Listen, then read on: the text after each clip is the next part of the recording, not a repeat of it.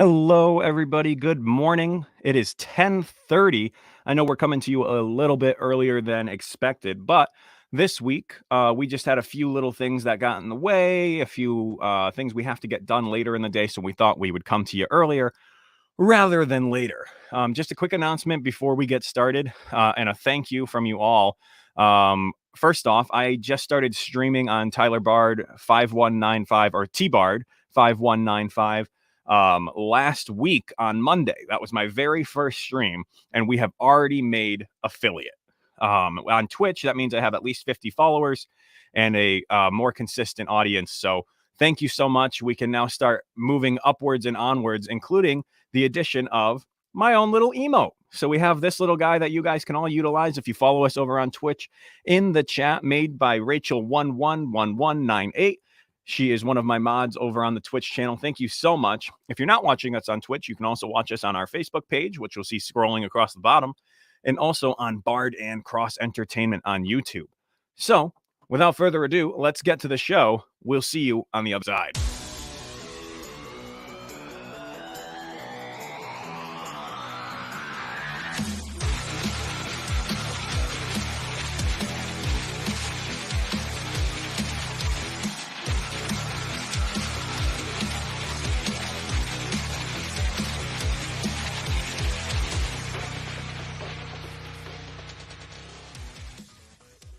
You're listening to the Cross'em Wrestling Entertainment Podcast. Good morning, ladies and gentlemen. As Tyler said, we are all over the internet. We got Twitch, we got Facebook, we got YouTube, so many ways to watch and obviously listen, maybe iTunes, maybe Spotify, whatever your poison. Come listen to, obviously, Cross'em Wrestling Entertainment. And when we have it, Baseball with the Bard, we are always excited to come to you each and every Sunday. How you doing, Tyler? I'm doing great. How are you? Very good. Another great week of AEW Dynamite. Yes, it was. Can I just say the episode was dynamite, to say the least. Good one, Noah. Oh, it's a good thing the name of the show that kicked off the show hot. The show stayed hot. So let's get into the action as this show started out. Justin, good to see you. What is up, my friend? Great to see you here for Cross'em Wrestling Entertainment. And let's dive in as we start off the evening of AEW Dynamite last episode with Hangman Adam Page and the Dark Order taking on Matt Hardy and Private Party. An odd combo there of Adam Page and the Dark Order. Tyler, what do you think of that one? You know what? It is odd because if you had told me like 2 months ago that this was going to happen, I would be very confused because he would want nothing to do with the Dark Order. But the Dark Order lately has been recruiting him beyond belief. He seems to be their number one asset right now. So we'll see where it goes from here. But I like where it's going so far. Definitely. All right. A week after hesitantly agreeing to team with the Dark Order, Hangman Adam Page partnered with Alex Reynolds and John Silver to battle Matt Hardy and Private Party in a big six-man tag team match at the top of Wednesday's show. By the way, folks, get ready to see a trend here with the tag matches. Page, Silver, right? Yeah. Especially multi-person tag matches. Page, Silver, and Reynolds showed solid teamwork in the opening moments of the bout, clearing the opposition from the ring and celebrating their early success. The Dark Order minions downed Isaiah Cassidy, and Page followed with a standing shooting star press for a near fall as the thrown-together team continued its domination. Mark Quinn turned the tide for Matt Hardy and Private Party, taking the fight to Silver and then joining Cassidy in several double-team sequences to maintain control. Hardy wasted too much time as he showboated on the ropes and ate a big right hand to the midsection. By the way, I will say Hardy did that a lot during this match, and I don't know if I enjoyed it too much. Like, I know Hardy is a showboat. Feels like the heel turn is imminent. Yeah, which, I don't know, it just feels like a little hokey, to be honest. Like, he was up on the top rope boasting and such, and that's what his character is, but it just felt like too much. It's like, you're in a match, wrestle, dude. Yeah, fair enough. Anywho, the Page tagged in, showing incredible agility, speed, and tenacity as he tore through the opposition. Reynolds tagged in and unloaded on Quinn, showing great speed while doing so. Page and Silver joined in, nearly scoring the win until a well-timed save by Hardy. The twist of fate by Hardy drove Silver's knee into the apron, leaving the breakout star of Being the Elite to nurse his injury on the floor. That looked painful, by the way. Oh, yeah, it did. Back inside, Private Party delivered gin and juice to Reynolds, only for Hardy to tag himself in and take the victory for himself. After the 3 count, Hardy would stand up, throw his arms in the air, and start proclaiming, "I did it," as in Matt Hardy did it all on his own. Then realizing, oh, wait, Private Party obviously helped me with this. And he started saying, "We did it," and tried to bring them into the fray and into the celebration of the victory. Tyler, what did you think of the match? And then what did you think of Hardy in this match in particular? Definitely enjoyed this match. I was honestly hoping the heel turn would happen here, because if you remember last week, I thought this was a shoe-in victory for Hangman and the Dark Order because I thought Matt was going to officially turn on a Private Party. It looks like the cogs are in motion for this to eventually happen. But overall, I think they did a pretty dang good job. Definitely, and I'd say it was a good job. It was definitely a great way to open the show, to be able to see a lot of good action there, a lot of good talent in there for some tag team action. In terms of Matt Hardy, it's weird. I don't know if I can picture Hardy as being a heel at this point in his career. Doesn't make too much sense to me. I don't know if he'll be too much of a heel as in an MJF type of heel, but maybe he's just like his character is just annoying. Like maybe he's just every time he's in a match with someone or he's tagging with someone, they're just kind of like, "Bro, what are you doing? Like, Kind why?" of like, kind of like an old what was his name? The "You're welcome." What the heck was his name? Mizdow. Before he was Damien Ah, Sandow when he did the yes. "I've graced you with my presence" kind of Mm. vibe. Maybe they can go for something like that. Yeah, maybe something along those lines could definitely work, but definitely a great way to open the show with some hot action. And now, Tyler, please take it away for the segment and match that I loved because I love Cody and Brandy. I'm so excited. Go ahead. Yes, we had Cody versus Angelico, but please tell the people what you're excited to tell the people about. Okay. So before the match started, we saw a vignette. It was a nice Christmassy scene where you saw the Nightmare and his beautiful wife, Brandy. Obviously, their dog Sparrow. They got a new puppy. I don't remember the name of the new puppy. I apologize. I am a bad Cody Rhodes fan. How dare you? I do have Cody's shirt on with actually a Sparrow on it underneath the sweater here, but it's Oh cold, my so I'll keep god. the sweater on. Anywho, they announced that they're going to have a child in 2021. So Woohoo! congratulations to Cody, congratulations to Brandy. So excited, and as Brandy's tweet here says, closing out 2020 on an epic high. Our hearts are so full. Thank you. Hashtag AW Dynamite with the announcement that they are going to be having a child in 2021. Oh my gosh, wrestling world. Like, the blessings just keep coming. First, Bree and Daniel Bryan have a Yes, baby.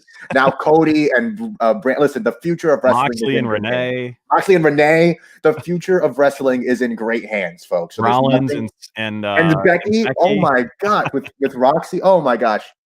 Listen, the future of wrestling is going to be and their bright. baby was just born. So congratulations, you Yes, guys. We love to absolutely. see all talent doing well. Seth Rollins, Becky Lynch, congratulations on the birth of Mm, your brand new baby. for Hopefully, your sure. baby will be in about 18 years' time in a wrestling ring, wrestling for one of Yes. these two major companies. And I cannot wait to see like Renee and Mox's baby take on Becky and Seth's baby, or Oh, Cody and Brandy's baby take on anybody. I mean, it's going to be great. Or Daniel Bryan and Bree's one of these baby. days, Oh, we'll see oh, Cody's kid versus Triple H's kid in the center of a ring. whoo! Oh, Tyler, this is going. I can't wait. Cannot wait. It's gonna be. You're gonna turn on. I'm gonna turn on TV, and I'm gonna be that guy like my grandfather. Like, oh, I remember when Cody Rhodes was born. And it's like, all right, I remember when Cody Rhodes was a wrestler. He had a blue yeah. and yellow face, and he hated himself. So then he made his own company. Anyways, Anyway, sorry. I'm excited. I'm excited. so we had this incredible matchup, Cody Rhodes versus Angelico, and I actually got a little bit of a peek into Angelico, not this last week, but the week before, of some of his performing he used to do over in Impact. The man could wrestle, so I was very excited to see what these two could do against each other. So the father to be, with the topic of Sting's hanging over his head like a heavy winter's cloud, he faced the very real possibility of an upset loss to the Mat Magician Angelico, who had shown a tendency, rather, for stretching and submitting his opponents in recent months. Angelico worked the lower body of Rhodes during the break, but the American Nightmare fired off a flurry of offense coming out of the commercial timeout. A big power slam down the South African man, which I didn't know that until I had looked up some match facts. So that had blown my mind that he was from South Africa. If you want to fact Mm. check me on that, Noah. And a big pump kick further stunned him. Angelico dodged a disaster kick and applied the Navarro, I believe is how it's pronounced, death roll. Rhodes fought to the ropes, forcing the break, and Angelico countered the crossroads, but could not avoid the Cody Cutter, which in turn earned him the win. After the match, Taz appeared and came out with Team Taz cohorts Will Hobbs, Ricky Starks, Brian Cage, and of course, his son Hook. Team Taz is coming to the ring, and you're not going to do anything because we're putting you on paternity leave. Because, as we announced earlier, I mean, he's going to have to leave at some point. There's a baby on the way. That man's a father. Don't hurt him. So, yes, they started to come down to the ring, and of course, the arena darkened, and out came who else but Sting to save the day. Again, didn't do anything. They just didn't. He came out and Hobbs kind of had a little bit of a power, like, oh, I can take him, and everyone's like, maybe don't though. Maybe just don't do that. And yeah, the Icon stood tall as everyone retreated, and that was it again. Angelico is from South Africa, by the way, so you are correct on Oh, yes, nailed it. What a cool place to be from. that. What? Be from South Africa. You're on like the lowest point of the globe besides Antarctica, and that's really what a cool place to be. That's Anyway. all right. Didn't think about it that way, but okay. That's good. So yes, I liked this match. Obviously, it was great to see Cody in the ring. Every time I see Cody's entrance, I can't stop thinking about how much of an absolute superstar he is. Like it's unreal. And I had this thought while I was watching the episode this morning. Actually, as you know, I record it and I watch it just before the show, so it's fresh. Cody, every time I see him, I cannot help but think, I cannot wait for whatever storyline that is going to lead to him being the AEW World Champion. Yeah, same. I think they should wait until they can actually have packed arenas again. I think they should wait until the crowd can pop like absolute insanity. Whenever that may be, who knows? But I am extremely excited to be able to see Cody win that AEW World Championship, whatever that storyline is. I'm ready for it. So great match. Again, more than excited for Brandy and Cody to be having their baby here. And obviously Sting was here. So, well, why not? Is Joe here? No, I just saw Joe pop up in the waiting room. I don't know if he's working on something or if he wanted to come in, but I just let's bring Joe on and ask him about Sting. Okay, sure. You guys go ahead. I got to fix something, so go ahead and chat. Okie dokie. Joe, how are you? I'm great. How are you, Noah? Very good, my friend. As you know, Sting has been on a few episodes of AEW Dynamite, and we had you on when he made his debut in AEW, and you obviously, said you were emotional. You're happy to see him. How do you feel? How are you feeling with his role currently? So what he's been doing is basically sort of coming out and being a silent but deadly type of character. I mean, he just takes out the baseball bat, he stares his enemies down, and they say, you know what, I'm going to back off. So how do you feel about that role for Sting right now? I love it.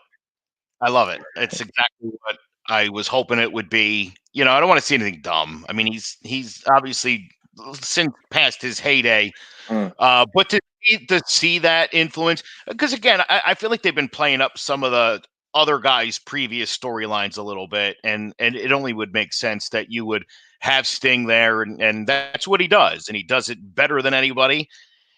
Again, to me, that's huge score, dude. It's such a huge score having Sting on there, and I hope they continue to use and exploit that to the best of everybody's abilities. It really is cool. For sure. No, definitely. And one thing that I wanted to get your opinion on, because I know Dylan, Tyler, and myself discussed this and the idea of Sting possibly wrestling and what else. So I don't know if you're still with us. I know your camera cut out. I'm coming in. There you go. Joe, can you still hear us? I think he may have lost connection. He's upstairs. Right. I have some bad connection up there. Yeah, no worries. I was just going to ask him how he feels about the possibility of Sting ever wrestling, because I know you, myself, and Dylan discussed it. Dylan's joining us here on Twitch, so good to see you there, buddy. And I just wanted to ask Joe's opinion on that. But if he comes back and we get him back, we'll ask him. So no worries there, because I just wanted to say, Sting is 61. How do you feel about him possibly wrestling? Because it looks like it's happening. I mean, hello, again, Tina, thank you for joining us in the chat today. Good to see you. Yes, always a pleasure to see everybody in the comments. Please join us there. So if we get Joe back, great. If not, we'll see what happens. Let's jump into our next segment here, Tyler. Sure, absolutely. Awesome. We have Eddie Kingston as he addresses his enemies, as we've coined it here, as Tyler's coined it here in the script. He addressed Pac, claiming to have ended the bastard's career before turning his attention to Lance Archer. The Murderhawk Madman made his presence felt, attacking him until the Butcher and the Blade made the save. The Lucha Bros hit the ring next, joined by Pac, whose arrival stunned Eddie Kingston. Death Triangle seemed to have reunited, and they teed off on Kingston's fam before Pac and Archer argued over who was next to get their hands on Eddie Kingston. Oh boy. Yeah, this is getting heated. Short, sweet, and to the point, but I loved it. Hi, Mom. Great to see you. Tyler's mom, Debbie, joining us here in the Hello, comment. mother. Tyler, how did you feel about Death Triangle with Pac being back? So much happened in this short amount of time. Well, you know that I love Eddie Kingston. Ever since he debuted on that surprise, like, wake up, and he came out and was just started screaming at Cody and Moxley and all that. He's just been one of my absolute favorite things to watch. And seeing Pac go toe-to-toe with the Murder Hawk being like, listen, this is my beef. You need to back down. And, you know, Lance Archer is not about to do that. So I think maybe this leads to a pretty cool fatal four-way or a triple threat where all of these guys are all going up, because Ray Fenix, he has a little unfinished business there too. So does Penta. I mean, maybe we could see the whole family, as they used to call themselves, in like a fatal six-way or a seven-way where it's all of them just having like an eliminator match, maybe. And we'll see who really was the best one in there, which, God, I hope to God Eddie Kingston wins that match. But that's all speculation right now. But they have, for week after week, made this some of my absolute favorite stuff going on right now. All right. So far, so good. I hope they keep it going. So yeah, it was a great time, a great segment. Kingston's always fun to listen to on the microphone. And they had their quick talking segment, and we'll jump into the action back with this giant tag team match, as we said, to get used to hearing big tag team match, giant tag team match, as this was a 12-man tag team match. Teddy Long right now is just losing his mind. His little head exploded. He's like, this is the greatest thing I've ever seen. As we saw Top Flight, the Varsity Blondes, and Best Friends take on the Inner Circles, Chris Jericho, MJF, Jake Hager, Santana, Ortiz, and Sammy Guevara, an enormous 12-man tag team match. If you remember watching last week, you would have known that this was supposed to be a 14-man tag team match. The absences of Brandon Cutler and Wardlow were both originally scheduled for this contest. I'm not sure where they were, what's going on, but they weren't here. So that's for sure. So this was a 12-man tag team match, and to be honest, it's more than enough. Yeah. Pillman and Jericho grappled early as the commentary team put over the generational gap between them. They were citing how Jericho and Pillman's father, Brian Pillman, not Brian Pillman Jr., obviously that's his son, were good friends back in the day and obviously even grappled with each other a few times before. The heels momentarily seized control, working over Garrison until a big hip toss to Guevara allowed him to tag in Dante of Top Flight. The young star looked to trade kicks with the Spanish God, but paid for it as the arrogant heel, compared to Eddie Guerrero by Jim Ross, seized control for the heels again. Best friends Santana and Ortiz came to blows for the first time since their acclaimed parking lot brawl, inciting a brawl that ended with the babyfaces standing tall and a six-way hug to pop the crowd. By the way, that six-way hug, my favorite part of that whole thing was referee Aubrey standing there like they were doing, and she was just like what are you doing? Like, can we? She's like, and then they finished. The camera angle went out with the Okada zoom out, whatever, and she was just like, "All right, get out of the ring, come on." Like, that's enough. That was honestly my favorite part of the whole match, if I'm being honest. The heels swarmed Trent and beat him down on the outside, heading into a break. Back from commercial, Trent delivered a big DDT that allowed him to create separation and deliver a side suplex to Ortiz. Darius Martin tagged in and delivered a standing Spanish fly to Ortiz, which was freaking beautiful, by the way. Dante wiped out both Ortiz and Santana with a dive. The Best Friends delivered a half-and-half soul food combination on Ortiz, and the Varsity Blondes added more punishment. A lot of action in here. If you can keep up with this, good for you.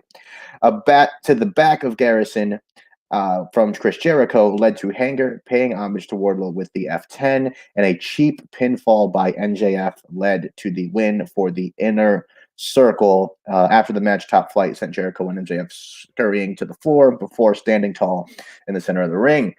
So a lot of action here, a lot of people, a lot of moves, a lot of finishing moves going on in this one. Overall, a great match. It was really fun to watch. Don't know where Cutler and Wardlow were, but it was cool to see Hager give the tag to MJF just to get the pin when he just put the pin on, smiled into the camera with this smug look, and took the victory like he did all the work himself, as MJF would.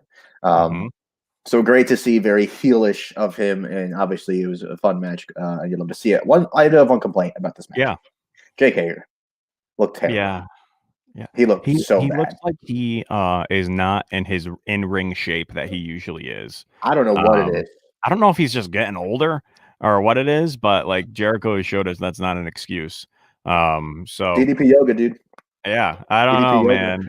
That's the answer. DDP yoga. That's what Jericho does. He talks about it all the time. Yeah, all right, fine. We'll give yoga the credit that it, I guess, kind of deserves. Excuse me, DDP yoga. There is it's very big difference between yoga and DDP yoga. Okay, and DDP is not paying us to say this, by the way. So Tyler, yes, you with your diamond cutter. What did you think of this match here?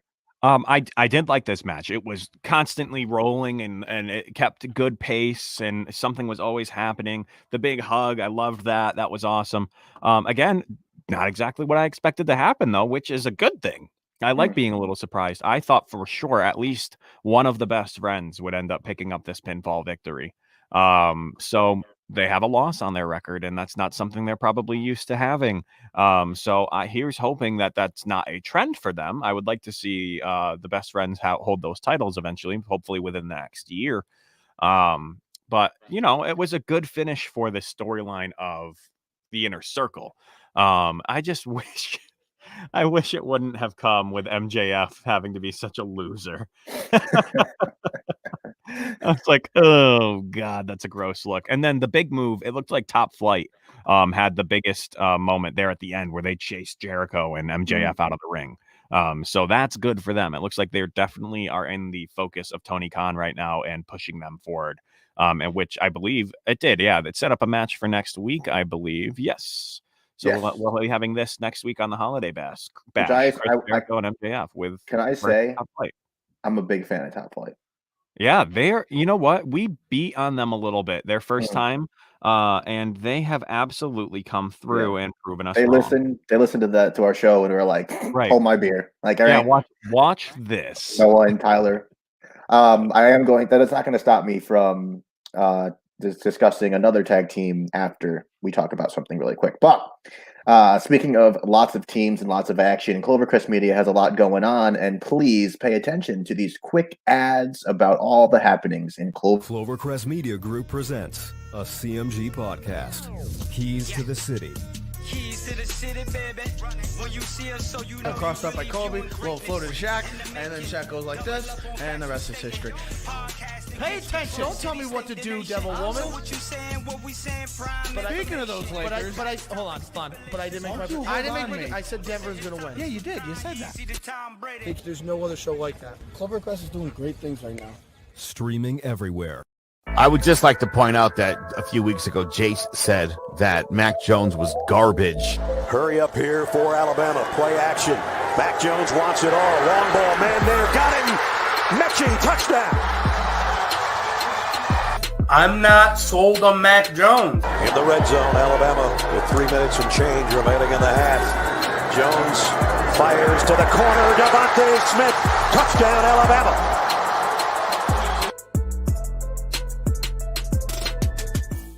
When I was 12 years old, I became a Jack Nicholson superfan. This happened almost overnight on an evening in February 1997 when I first saw The Shining. Here's Johnny! In those 20-plus years, I never stopped being a Jack superfan. I want the truth! You can't handle the truth! Get ready for You Don't Know Jack, hosted by me.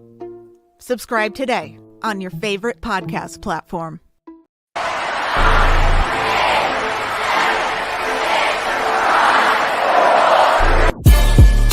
HHW Show Podcast returns January 5th with a new season, Road to the Royal Rumble. Hector, Frank, Jason, Ovi will be on the set with the latest news and takeaways. Follow us on Facebook, YouTube, Twitter, and you can listen wherever you listen to your favorite podcast app. And speaking of our friends over at HHW Show, I have made some incredible friends. Just want to shout out some of the newest followers over on Twitch. Thank you so much, Beth Fudge, Josh DeGodley, Roomba Fiesta, and Clegg09. You guys are making our dream possible by giving us a base to bring media to. So thank you all so much. Go follow us on Twitch at tbard5195, and you too can use this adorable little emote that was made by Rachel in the chat. All right, Noah, what do we got coming up next? Tyler, I was actually going to ask you to take it away for this match where we saw the veterans of SCU take on the new blood of the Acclaimed. Yeah, new blood to AEW at least. We are very excited to see them joining the scene over here. So SCU versus the acclaimed, excuse me. I'm going to say the claimed because of The Walking Dead, but we're going to get there. The Acclaimed. Max Caster and Anthony Bowens, known collectively as The Acclaimed, battled SCU's Frankie Kazarian and Christopher Daniels in tag team action. Tag team, Teddy Long. We're back at you again. Bowens and Caster sought to improve on their top 5 tag team ranking. After a pre-match rap battle, which was hilarious, Caster and Bowens seized control by isolating Kazarian and working him over through the picture-in-picture commercial break. Kazarian fought back, however, created separation and tagged Daniels into the match. The Fallen Angel teed off on the opposition, looked for Angel's wings on Bowens, but settled for Uranage. A well-timed interjection from Caster provided just enough of a distraction to slow Daniels down and prevent a loss. Caster delivered an illegal shot to the face of Daniels with the boombox that they had brought down to the ring, and Bowens picked up the pinfall victory to retain his team spot in the tag team rankings. After the match, the victors issued a challenge to the Young Bucks for an AEW Tag Team Championship match on next week's show, which is happening. So Tony Khan went ahead and approved that match. So we have that to look forward to. Noah, you know what? This match is probably the one I'm going to be the most critical of on the night. It had its moments of shine and gleam, but I wish we got more out of the Acclaimed. I know that they're good wrestlers. I've seen it happen before. I just wish that we could see them actually performing in the ring. And there it is, guys. See, look, Dylan's a perfect example. You can just play around with the emote in the chat on Twitch. Look at that. We have more on the way, too. Our buddy Andrew, Noah, I don't know if you knew this. He's actually working on some for me as well. So we'll have some more art for you guys to play around with in the chat section. Glorious. I just wish they didn't give these guys a cheap victory right off the bat. Yeah. I guess is the main complaint I'm having right now. And I mean, I get you're trying to boost them, right? They just got here. Let's give them a boost. We know they're heels, though. I think they're just trying to legitimize them. That's not going to stop me from saying that I'm not a fan of them, at least yet. Right. I didn't say I wasn't a fan of Top Flight, right? I just said I wish they did better. I didn't say I liked them. The Acclaimed, honestly, my favorite part of this entire thing was when Kazarian was rapping. Oh yeah. Oh God. Yeah, that was, and honestly, the fact that was my favorite part, and the Acclaim's whole shtick is supposed to be that. Yeah. I mean, I just feel it just lacks in a few areas, just having them come out and rap. Like, it's like R-Truth does that better than anybody else. Like, let's just stop. Like, yeah, I don't know. Kind of like when Kurt Angle was rapping against John Cena. Exactly.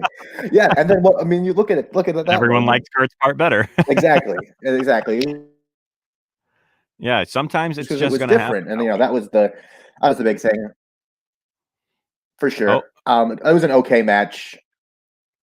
You sound like you're lagging out a little bit. Are you okay, Noah? Can you hear me? Yeah, I can hear you. You got me still? Oh, there you are. You're back. You're just a little delayed. Your voice cut out for a moment. Yeah, go ahead. Gotcha. No, I was just saying that it was a good match. I liked it. It was okay. I agree with saying I understand they're trying to legitimize them. Giving them the victory, I feel, was enough. The fact that they're going right into a tag team match, it's almost like you gave them the victory to legitimize them. They're not going to win the championships from the Young Bucks, so they're just going to do this.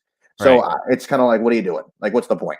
Like, Right. let them beat a few people, a couple veteran tag teams like SCU who can afford the loss. Sure. Things like that. Let them beat a couple random people from the Dark Order, and let's keep going with that momentum. I don't understand letting them beat SCU and then they're going to face the Young Bucks unless they're going to win against the Young Bucks, which I really don't see happening. Can you imagine? Oh my God, be upset. That'd be something. That'd be something. But anywho, let's dive into some women's action here from last week's episode of Tag AEW Dynamite. team women's wrestling. Yes, some more tag team matches here, folks. If you're a tag team fan, this was the episode for you.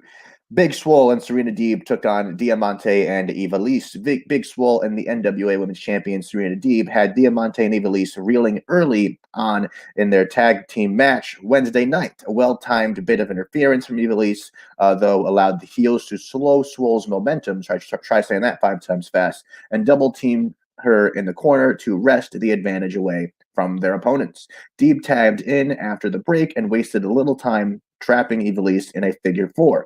A tag to Diamante allowed her to break the hold and the heels to continue their impressive dominance over their opponents. Swole tagged back into the match, applied the Clearwater Cloverleaf, and earned the submission victory. After the match, Nyla Rose and Vicky Guerrero hit the ring and attacked the winners. Red Velvet hit the ring with a chair in hand, chasing the heels out of the ring and earning the slightest bit of revenge after the attack she endured at their hands last week. Overall, I thought this was a good match. It's great to see that they're getting more women on the show, giving them more time, a few bigger names. I'm excited to see them elevate these women to do bigger things. Whether that means we need, I don't think it's time yet for a women's tag team championship. They don't have the star power for that, to be honest. I just like how I think they should give them another match on the show at least. I mean, there's a good amount of women. Yeah, there's a good amount of women there. Just at least give them another match. I mean, you got people like Big Swole, you have Ivelisse, you have Red Velvet, you have all these, Britt Baker, Nyla Rose. So many ways to go with being able to get women into the ring. Just give them some matches. I mean, I get they wrestle on Dark, but I mean, you have the Bunny over there with the Butcher and the Blade. You have so many women, and we all know she can go. We've seen her in the indie scene. She's a great wrestler. Exactly, and Sunny Kiss. There's so many.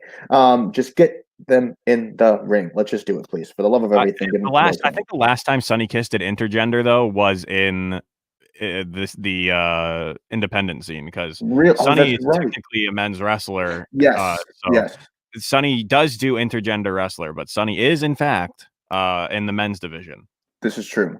I mean, Joey Janela does intergender other places. I mean, yeah, so does Joey Ryan. So does well, let's not Joey Ryan, but yes, Joey Janela. Sorry, my bad. Joey Janela does that. And speaking of Joey Janela, it's almost like I set that up. Yes, happy he's back here getting this well-deserved match. Tyler, please take it away.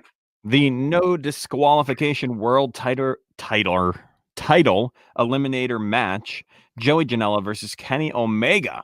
For anyone who's a little confused as to what that exactly means, the world title eliminator happened I think last month, when Kenny ultimately got the opportunity to face Moxley to beat him. But Joey was injured, or I believe he had COVID at the time, so he couldn't make it, and Sonny filled in and got destroyed. So Joey technically never lost to his eliminator match, so he got another chance here. But just 24 hours after this happened, Mr. Cross, bam, we had Kenny on Impact again, joining the Good Brothers, reuniting the potential formation of the Bullet Club. Is this going to be happening, Noah? I think we are going to see the Bullet Club in some form or capacity in AEW. I'd like to dive into this before we continue with the match. What do you think? Yeah, I mean, honestly, it's obviously going to be a big shakeup if something along those forms does happen. We know that they can't refer to them as the Bullet Club. At least I don't think so, because of the trademark that's owned by WWE currently, or at least the last I knew was owned by WWE. I'll be interested to see where they go with this. They're obviously making the symbol there of the Bullet Club of what they would do. So, and obviously Don Callis is trying to finger though. Didn't it used to be 2 fingers? I think it's just they do whatever they want. Okay. Don Callis obviously trying to figure out what the symbol is with his old self. But I'm excited to see where this goes. Obviously, with these 2 guys here now, joining Kenny, seem to be aligning themselves in some type of faction that would be Bullet Club-esque. So it'd be cool if they were able to get the Elite Bullet Club, whatever variation of it, back together. Man. And to make some sort of faction here that tears up Impact, tears up AEW, and who knows where from there. So sorry, Billy Gunn. We're taking your name. We're the Gun Club now. Get out of here. Ooh, there you go.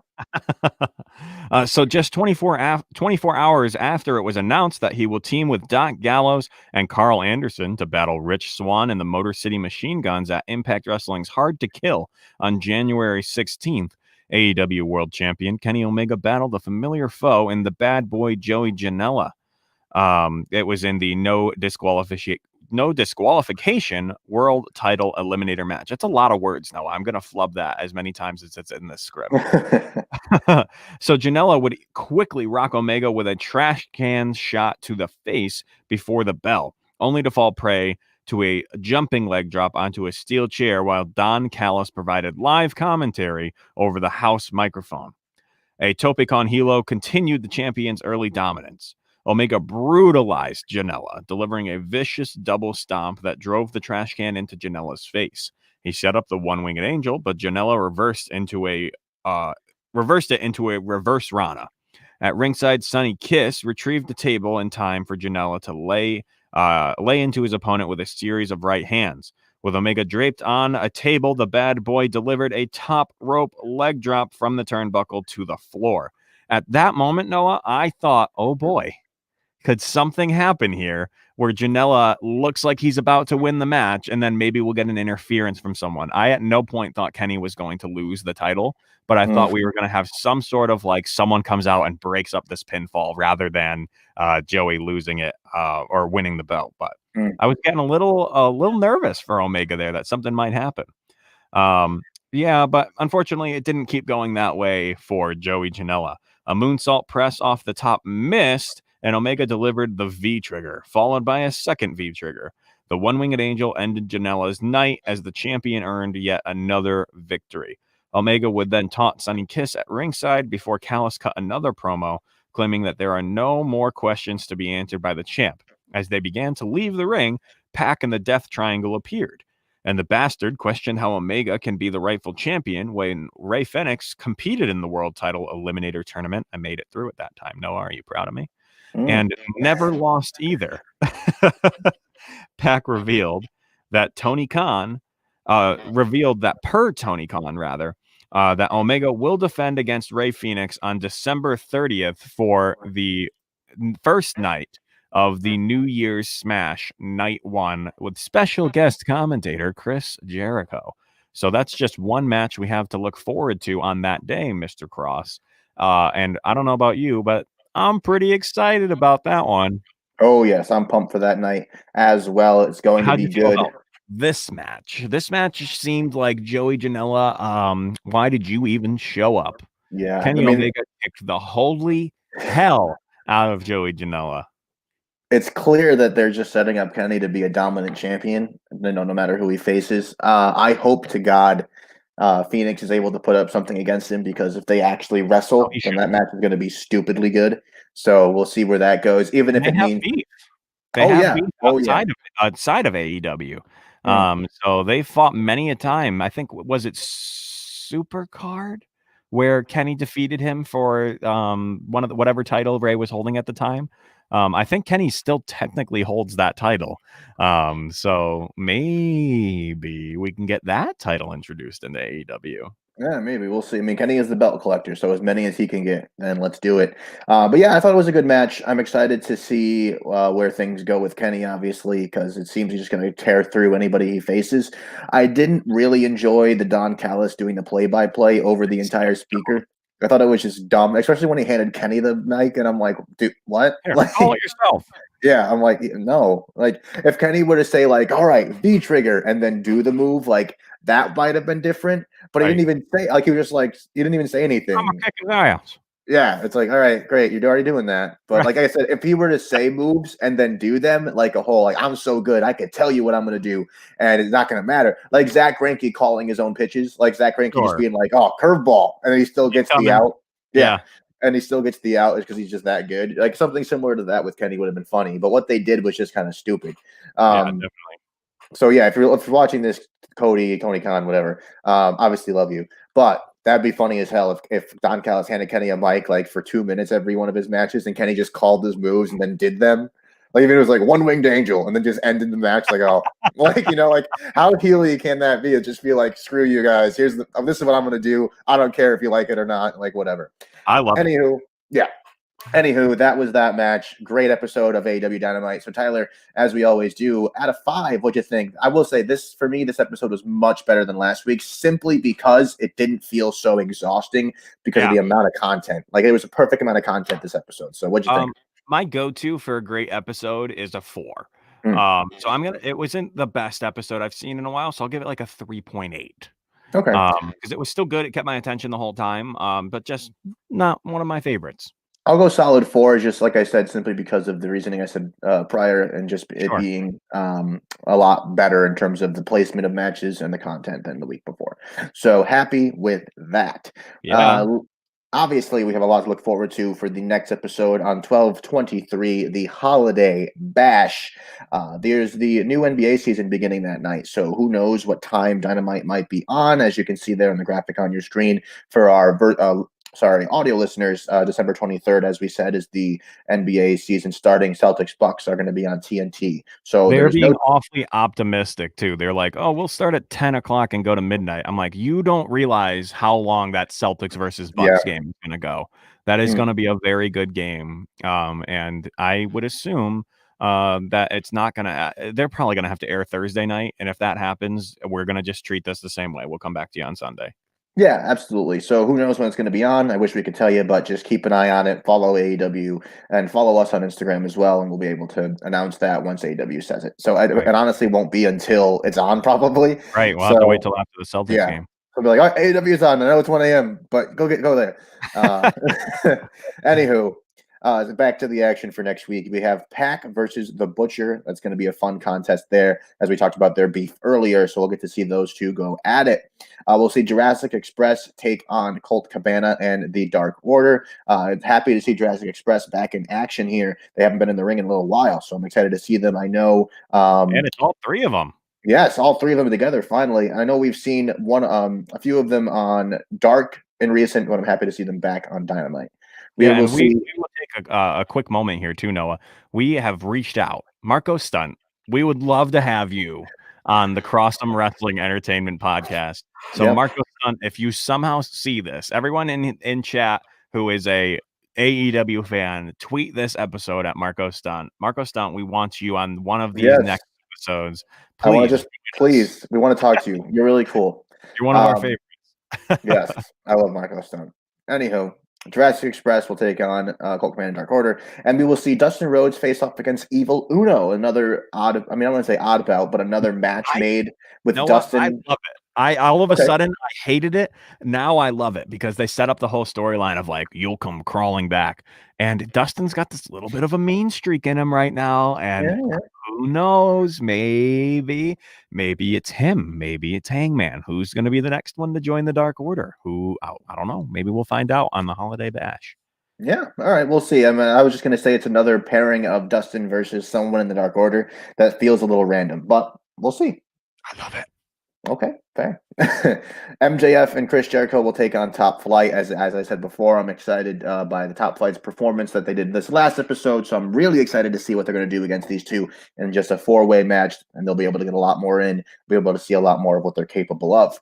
We'll see the AEW Women's Champion, Hikaru Shida. She will be in action. Not sure who against, but I do imagine whoever it's against, we will probably see Abaddon come out in some capacity just to get a little bit over on the AEW Women's Champion.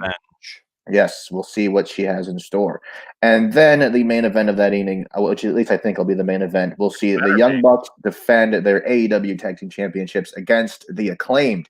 Looking forward to seeing what they have in store for this. The Acclaimed seem to be on a bit of an uprise here. They beat the veteran team of Kazarian and Daniels the other night, so we'll see what they have in store for the Bucks. Yeah, this is only their second match on AEW Dynamite, so they're already going after gold. Yeah, I mean, just look at them; they're jacked. They look like champions. So we'll see what they can do to the Bucks. For sure. So, with that being said, great episode of AEW Dynamite. We obviously told you how we feel about it. Next week, we'll love to see you watch Dynamite this week, and we love to hear how you feel about it in the comments. So, with that being said, if you love podcasts, make sure you visit clovercrestmedia.com for a wide selection of great shows covering sports, business, relationships, pop culture, politics, and true crime. There are over now 28 shows on the hashtag CMG network. And if you don't find one you like, start one of your own. We can help you launch your podcast for as little as $15 a month. Clovercrest Media is the website to visit. Make sure you check it out and tell all your friends about it. You can visit clovercrestmedia.com and click on the link for the latest on your favorite CMG sports podcasts, as well as blogs, videos, and latest information. And with that being said, we thank you so much for joining us. We cannot wait to see all of these amazing bouts coming up for AEW Dynamite and AEW in general. That's Tyler Bard. I'm Noah Cross, and this was another episode of Cross'em Wrestling Entertainment.